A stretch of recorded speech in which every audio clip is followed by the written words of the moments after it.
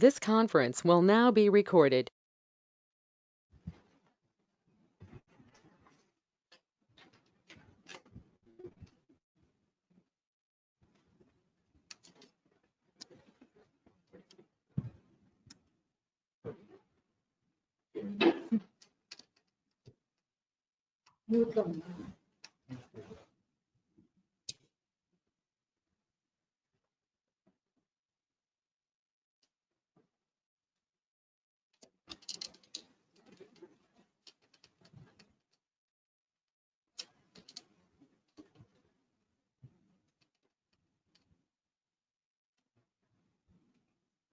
Good morning, all of you all. So, in the last hour, you have been started with the herpes viruses, which are the largest known viruses, DNA viruses. Of all the viruses, viruses are tiny organism. Of all the viruses, herpes viruses are the largest. Of the herpes virus, cytomegalovirus, which we'll be dealing now, is the largest of all the viruses. So these herpes viruses, you would have had an introduction in the previous class by Mrs. Raki, that already these cause a varied diseases which may be simple lesions to a very complicated cancers. So herpes simplex 2, you would have seen that it causes cervical cancer. Now in this part, in this hour, you will be seeing the other herpes viruses like Epstein-Barr virus and cytomegalovirus and herpes virus 8. All these cause cancer. So these lesions may be very simple to a very complicated lesions like cancer. So herpes viruses, Epstein-Barr virus causes various types of cancers like gastric carcinoma, nasopharyngeal carcinoma, lymphomas, Hodgkin's, non-Hodgkin's lymphoma. Even cytomegalovirus also cause a very serious disease, choriocarcinomas, and they cause very severe congenital infections. These congenital infections might be life-threatening or various abnormalities which might be dangerous. So coming to these herpes viruses now, we'll start with Epstein-Barr virus, followed by cytomegalovirus, and little bit about herpes virus 6, 7, and finally we'll deal with Kaposi sarcoma. So Kaposi sarcoma concept came into picture only after the HIV came into the picture. In fact, HIV was discovered from the Kaposi sarcoma. Suddenly there was an outbreak of some cancerous lesions.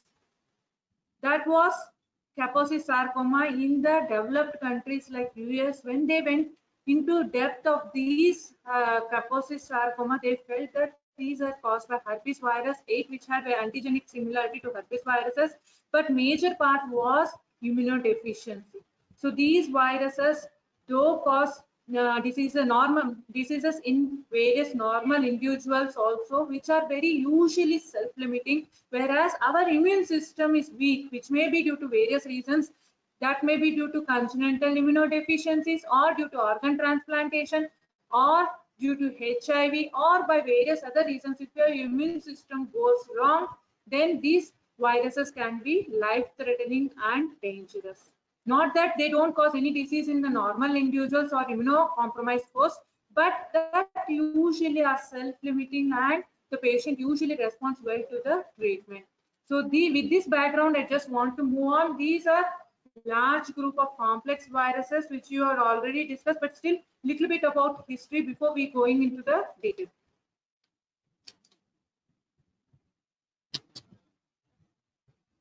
So these leading causes human viral diseases, they have a wide spectrum of disease. Some have wide host range, others have narrow host range.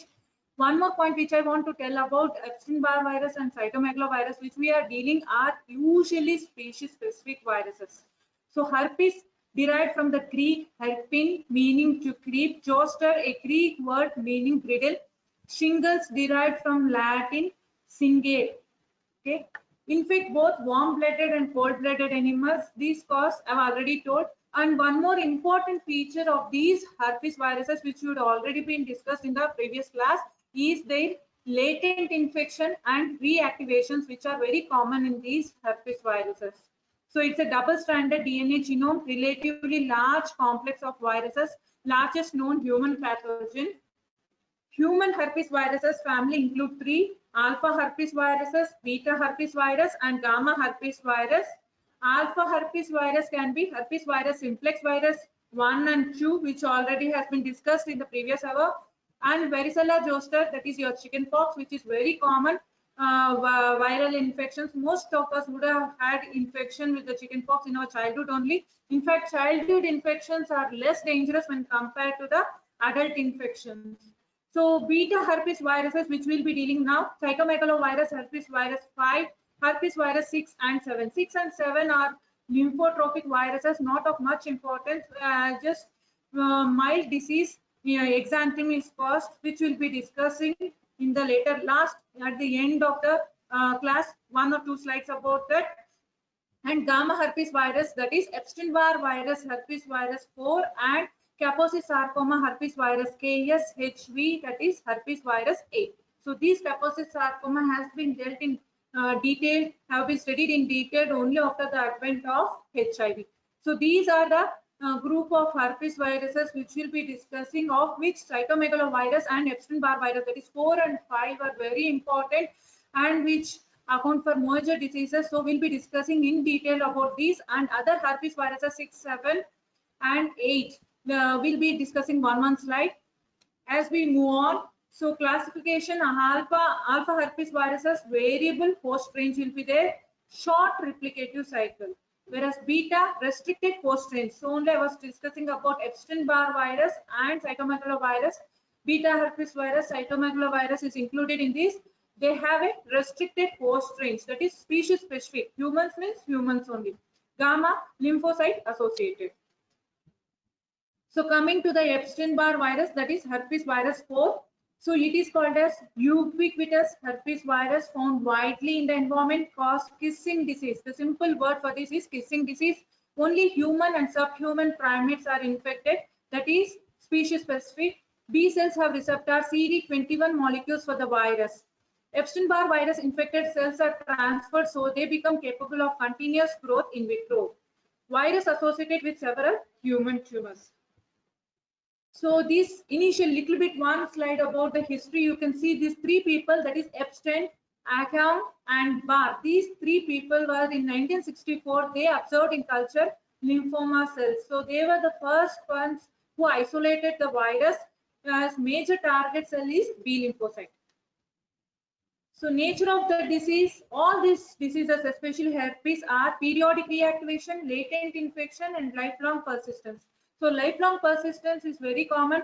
Periodic reactivation, especially in the immunocompromised individuals, it can be very dangerous.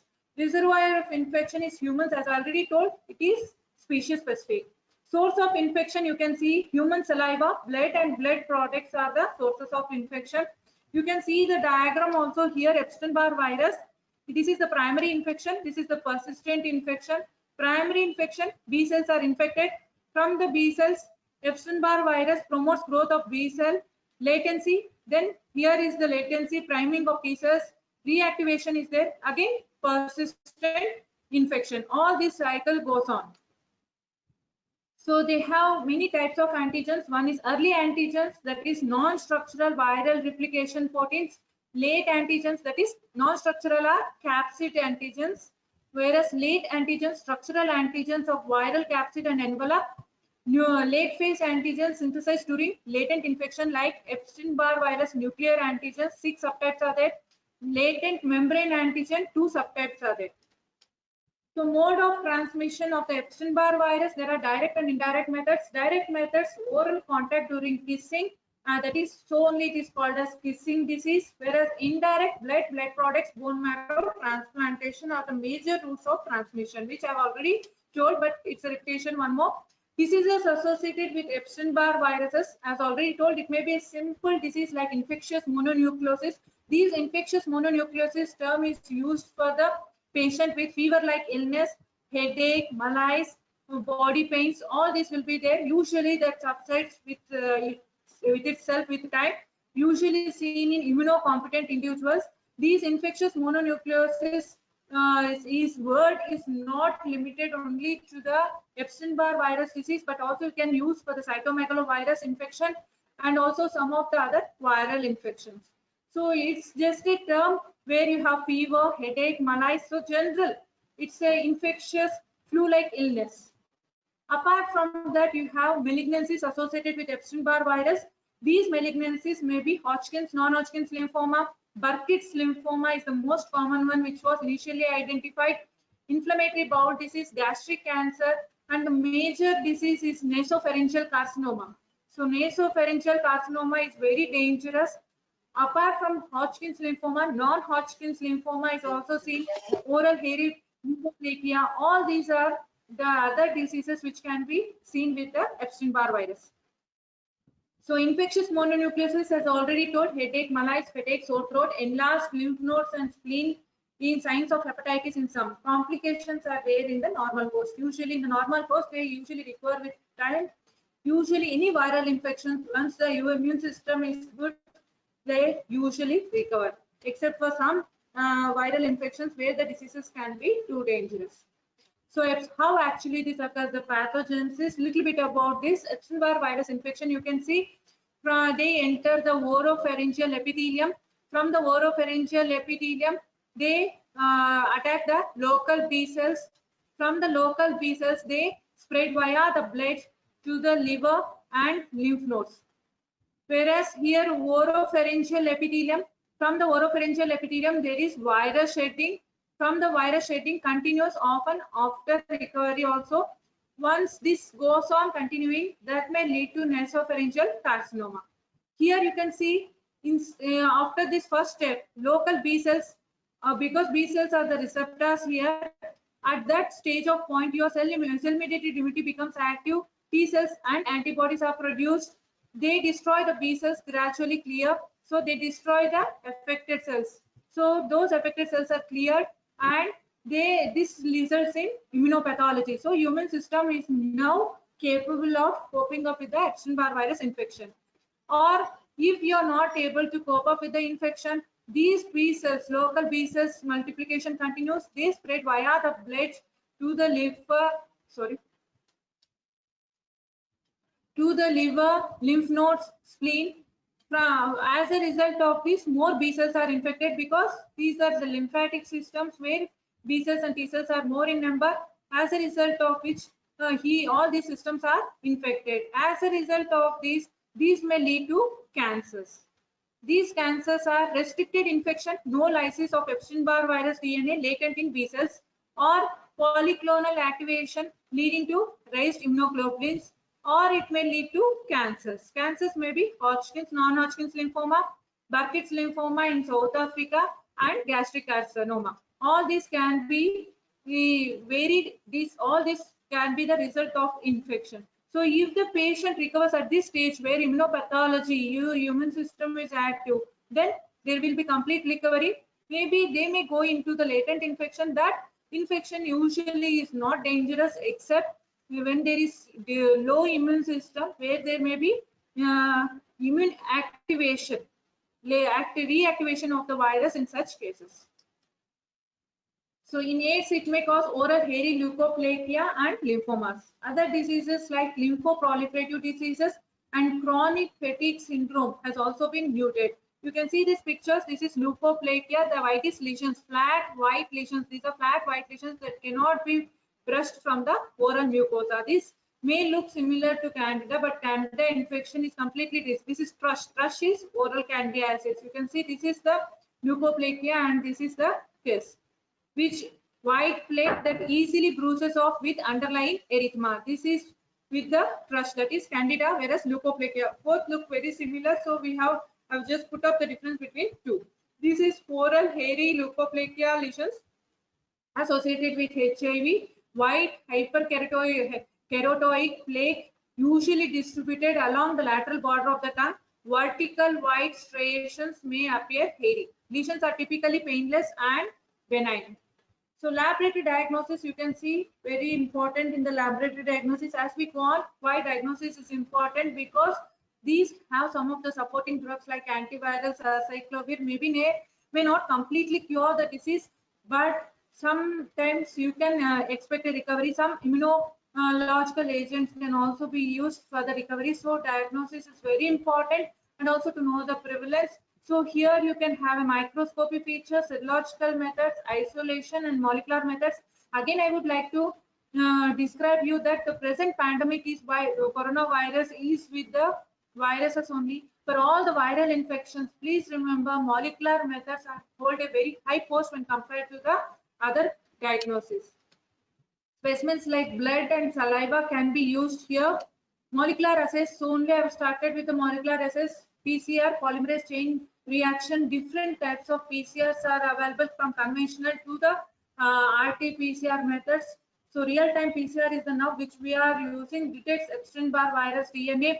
Hybridization techniques also can be used very much. Amplification technique, hybridization, blind probe assays, all these can be of useful. Real-time qualitative and quantitative PCR both are there. Quantifies Epstein-Barr virus DNA and detects Epstein-Barr virus RNA also. See, you can see there are viruses where you can detect for HIV also. You can detect both, though it's an RNA virus, you can detect both RNA and HIV DNA, because during the replication, when you understand the replication in detail, you will understand why when RNA will come and when DNA will come. So it is detects Epstein-Barr virus RNA and quantifies Epstein-Barr virus DNA. So you can know the viral load. What is the viral load and what will be the pathogenesis depending upon the viral load. Isolation of the viruses from the specimens like saliva, peripheral blood, lymphoid tissue. By immortalization of normal human lymphocytes, usually obtained from the umbilical cord blood. By immortalization of normal human lymphocytes. Why is this normal? Human lymphocytes only it will grow, because this is species specific. That only I was trying to explain you. These are species specific organisms.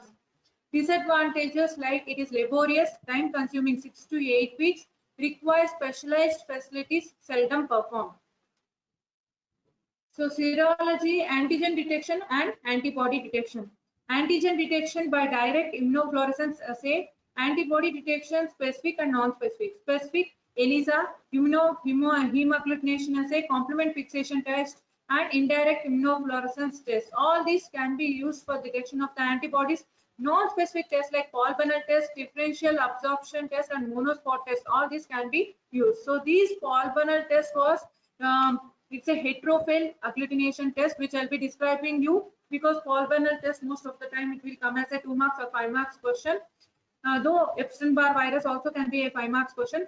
So this Paul Banner test, though it's a non-specific test, was used to a large extent in the older days. So Paul Banner test, if you see, this is a tube agglutination test which uses sheep RBCs to detect heterophile antibodies in the patient serum.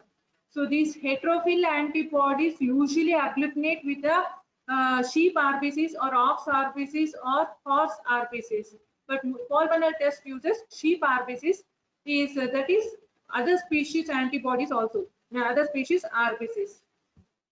So procedure what we do is, first we take the serum of the patient, blood is withdrawn, serum is separated. After separation of the serum, inactivation of the serum for 56 degrees for 30 minutes is done.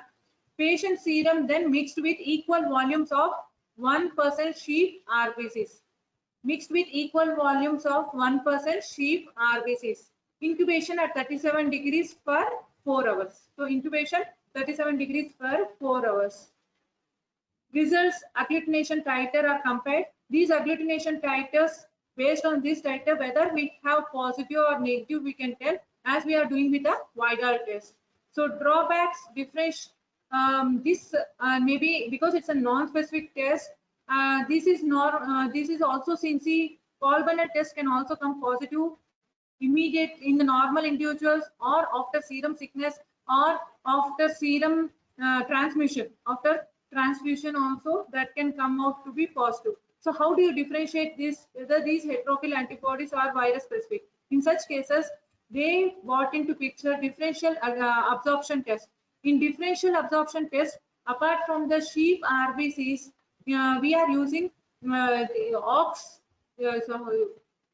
guinea pig kidney cells. So those, if it guinea pig kidney cells are used to differentiate between both. So monospot, so that we can be specific whether it's of normal individual or after serum transfusion, or it is due to the Epstein-Barr virus. Guinea pig kidney cells. So absorption with the guinea pig So if there is absorption with the sheep RBCs, no absorption with the guinea pig kidney cells, then it is taken as positive for the Epstein-Barr virus. So monospot test, to avoid all this confusion and time consuming everything, there came out to be a rapid test, that is monospot test, modified heterophene agglutination test. It's a slide test where it uses sheep RBCs and guinea pig kidney cells together and directly identify whether it is related to the Epstein-Barr virus or not. So excellent sensitivity and specificity, which has almost replaced the other test.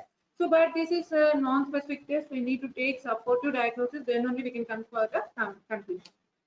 So treatment, there is no specific treatment available. Supportive measures are the mainstay of treatment. One is acyclovir. Antiviral drugs can be tried like acyclovir, vanciclovir, ganciclovir, many other.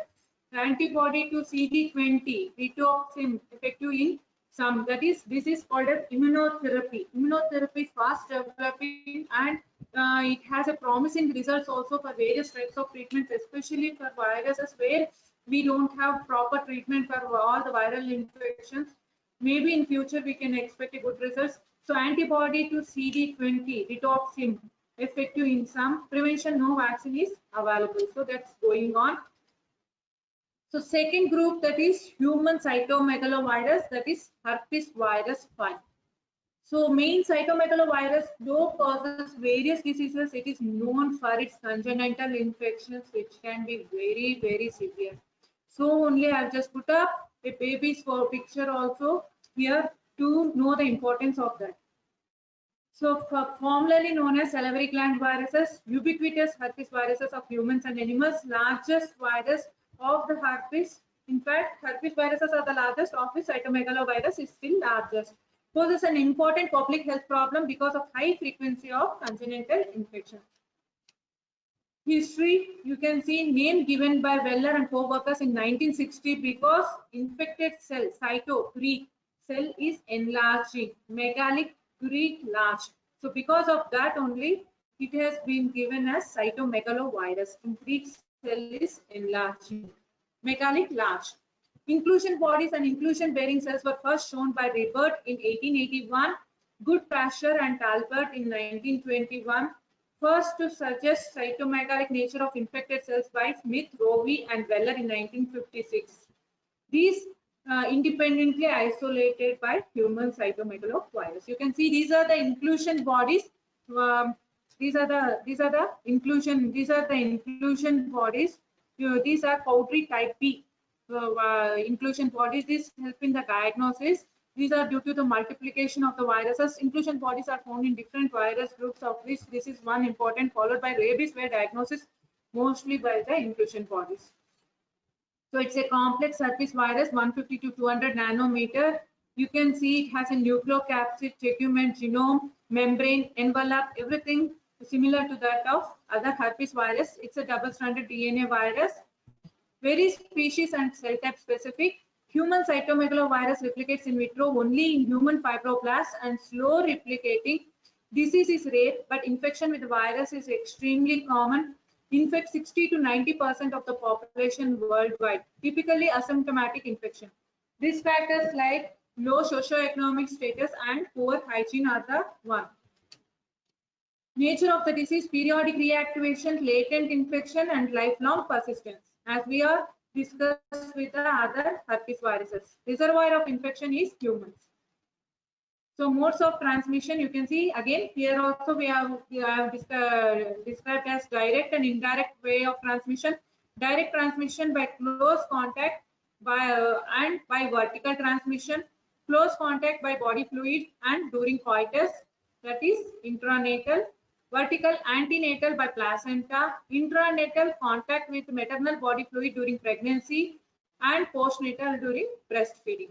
Okay. Almost here close contact during coitus also is almost intranatal contact only. Indirect in hospital, post transfusion mononucleosis, blood and blood products, very rare, and organ transplantation. Organ transplantation disease can be very severe. So these are the different modes of transmission of the cytomegalovirus. Here vertical transmission can be dangerous. So which stage of transmission also we don't know. Any trimester infection can be serious. So we have divided the clinical manifestations into infections in the normal host, infections in the immunocompromised host, congenital and perinatal infections, because normal host usually self-limiting and they do recover very good, recovery is very good, whereas in immunocompromised host diseases can be very dangerous, life-threatening also, disseminated infection, pneumonia, meningitis, encephalitis, they may go for any complications, whereas congenital and perinatal infections, congenital mean defects in the baby, which may be range from simple defects to complicated lesions like heart infections, microcephaly, all this can be there.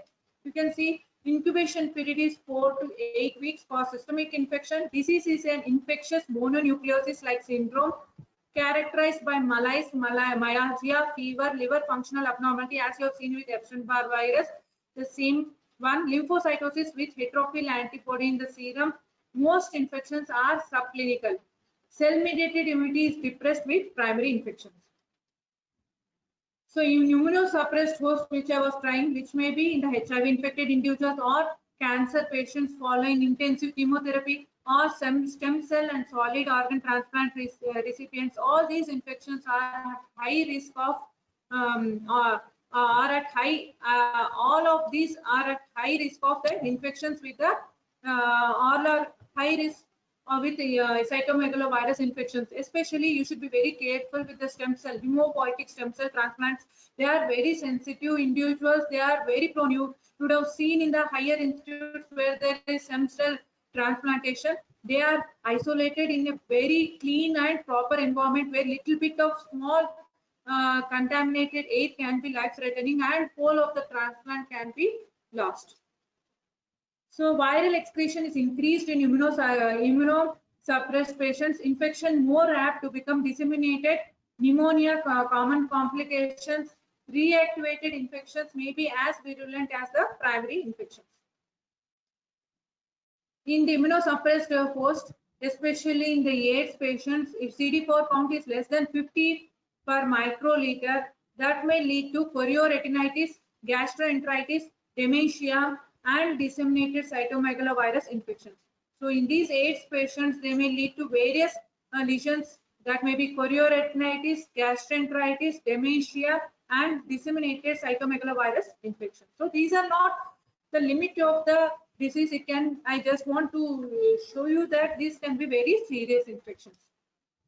So in the organ transplant patients, also I was telling they may cause very serious infections, of which bilateral interstitial pneumonia, rejection of renal allografts, febrile leukopenia, or obliterative bronchiolitis, graft atherosclerosis. So all these can be very dangerous and serious infections, especially in the organ transplant individuals. So because already their body immune system is weak, they are undergoing a major procedure, already they are on the immunosuppression. So any complications, minor complications can be dangerous, but these are one of the serious complications where treatment becomes complicated. So congenital and perinatal infections, intrauterine transmission occurs in about 1% of the seropositive women. 1/3 of pregnant women with primary infection transmit the virus.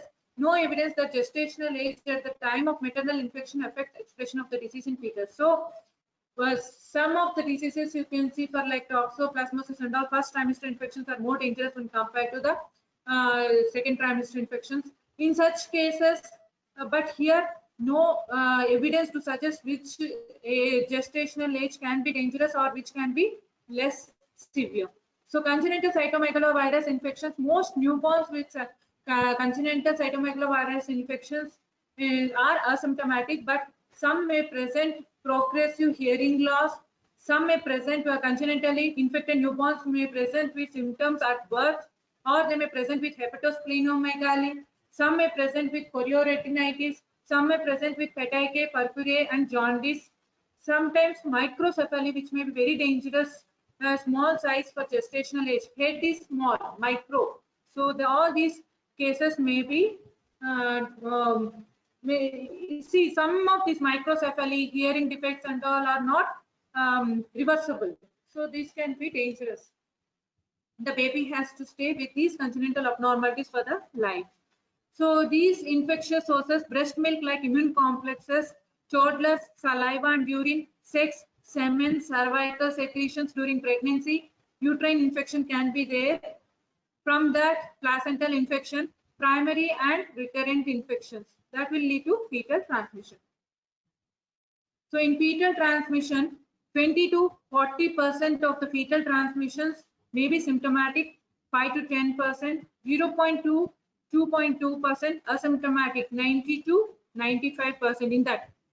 So if you can see here, symptomatic 5 to 10% only intrauterine in that symptomatic individuals, only 5 to 10% can present with intrauterine growth restriction, retinitis, or microcephaly, jaundice, hepatosplenomegaly may be there, or permanent damage 50 to 80%, deafness may be there, mental retardation can be there, blindness can be there, and in some 20% of the individuals death can be there.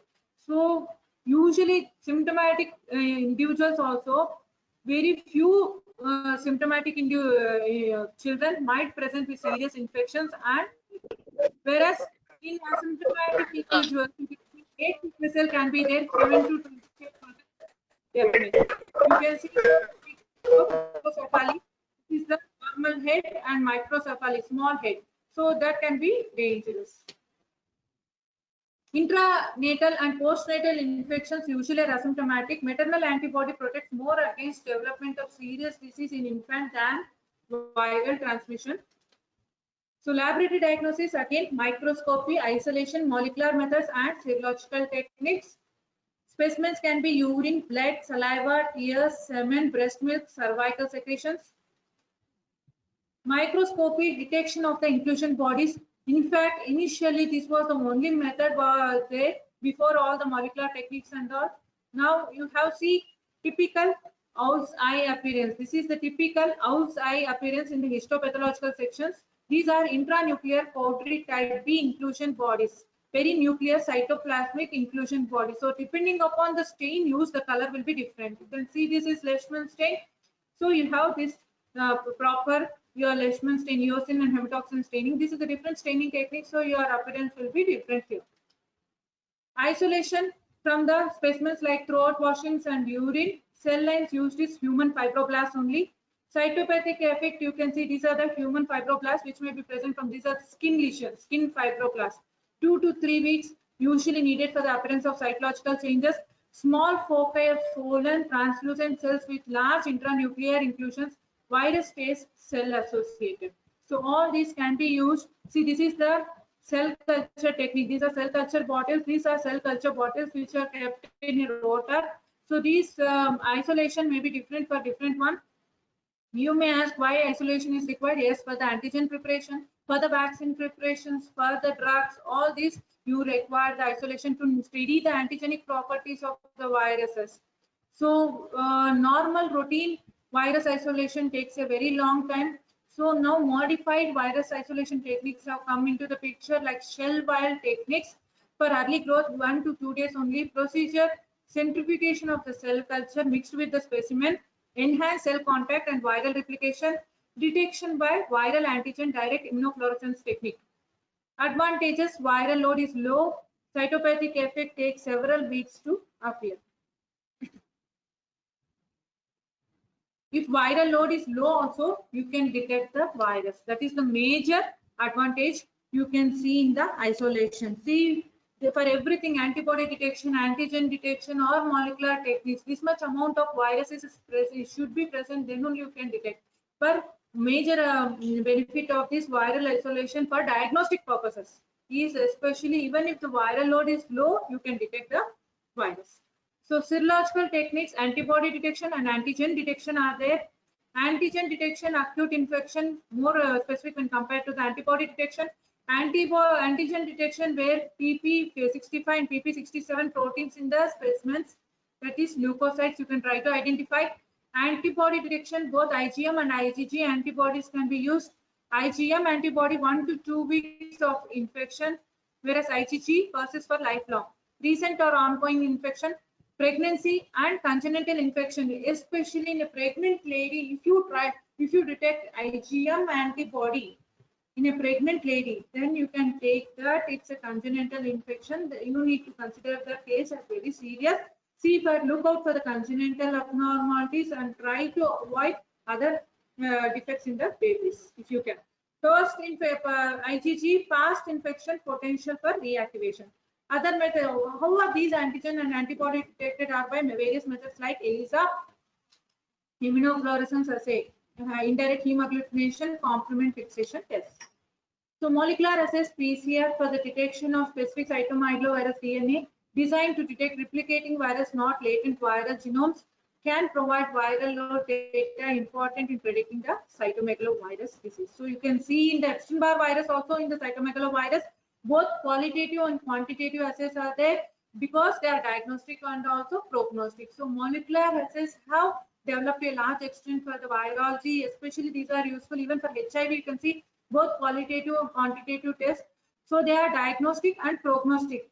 Diagnosis only for the diagnosis, whereas prognosis to see whether patient is improving the treatment or with time is he progression good or bad. So both can be seen.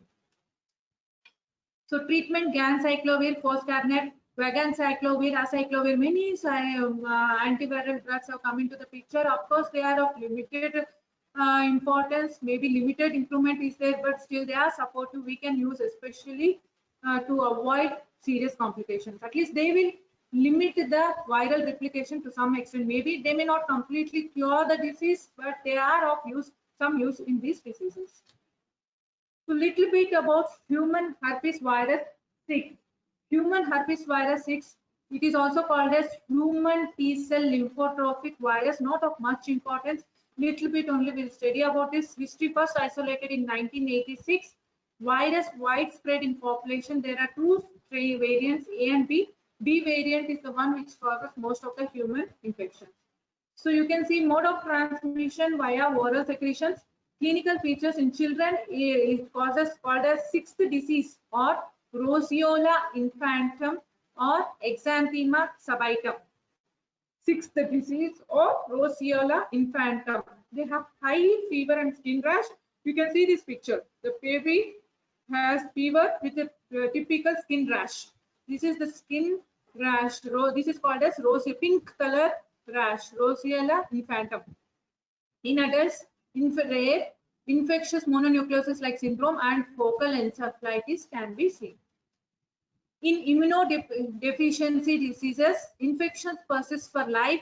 Reactivation appears common in transplant patients, common in hemopoietic stem cell transplantation. You can see in the normal individuals, it's just a self-limiting disease, whereas in immunodeficiency diseases, all these viral infections can be life-threatening.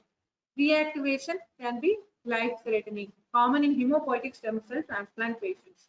Results in CNS dysfunction and increased mortality. Herpes virus 7. This is also called as human T-cell lymphotrophic virus, isolated in 1990 from activated T-cells recovered from peripheral blood lymphocytes of healthy individuals. It is also a ubiquitous agent. Persistent infections are established in the salivary glands. Primary infection has been linked with roseola infantum in infants and young children. Last but not the least of all the herpes viruses, that is herpes virus 8. These are the herpes viruses which cause major infections in the humans. Other herpes viruses are also there, though they cause very simple infections. We have not dealt here in detail. Here herpes virus 8 importance increased after the advent of the HIV, where these Kaposi sarcoma lesions are very common in HIV end stage disease where the CD4 count is very low. So Kaposi sarcoma associated herpes virus history isolated in 1994. You can see 1980 only HIV came into picture in Kaposi sarcoma specimens, not as ubiquitous as other herpes viruses. So limited distribution of the herpes virus. You can see transmission by oral secretions, sexually, homosexual transmission, especially this outbreak was seen in case of UK homosexual individuals, blood-borne transmission and organ transplant. So these are the four methods by which it can easily be transmitted from person to person. You can see here initial virus infection, that is oral epithelium through the oral secretions, cell to B cell. It has receptors with the B cell. So cell to cell transmission. So from B cell to another B cell multiplication, cell to cell spread can occur. Second, virus reactivation from the latency. That can also be one possibility if it is not a primary infection from the oral epithelium. From there, it can go to oral endothelium, latently infected vascular tissue, development of Kaposi sarcoma lesions. So control of replication and transmission by our T cells and by antibodies. So immunology, our immune system becomes active and tries to control the infection to some extent. But if this fails, because already patients HIV, immune system is weak. If this immune system is strong enough, then it can contain the disease then and there. If this immune system is weak, then it may lead to development of Kaposi sarcoma. These are the vascular tumor, highly vascular tumor affects the lymphatic endothelium and spread from one cell to the another cell. So again, clinical features, immunocompetent and immunodeficiency diseases. Immunocompetent, usually fever and rash, usually self-limiting. Kaposi sarcoma in the immunodeficiency diseases, which can be very life-threatening, followed by primary effusion lymphoma, body cavity lymphomas, Castleman's disease, lymphoproliferative disorder of B cells. So all these can be the diseases in case of immunodeficiency individuals. So immunocompetent and immunodeficiencies, the main importance of this herpes virus 8 Kaposi sarcoma holds with the immunodeficiency diseases. That may be Kaposi sarcoma, primary effusion lymphoma, body cavity lymphomas, Castleman's disease, that is lymphoproliferative disorder of B cells.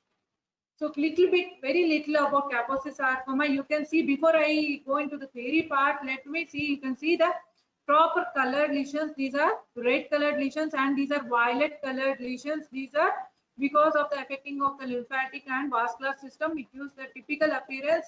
Soft tissue sarcoma of the vascular origin, red to purple color growth under the skin, mouth, oral mucosa, lymph nodes and other organs. See, you can see this, how bad is the lesions.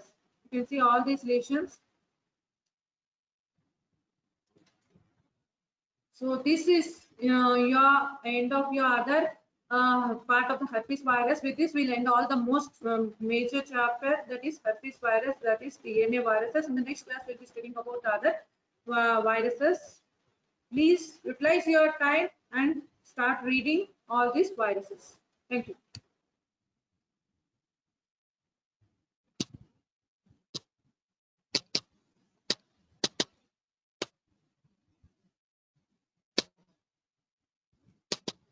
This conference will now be recorded.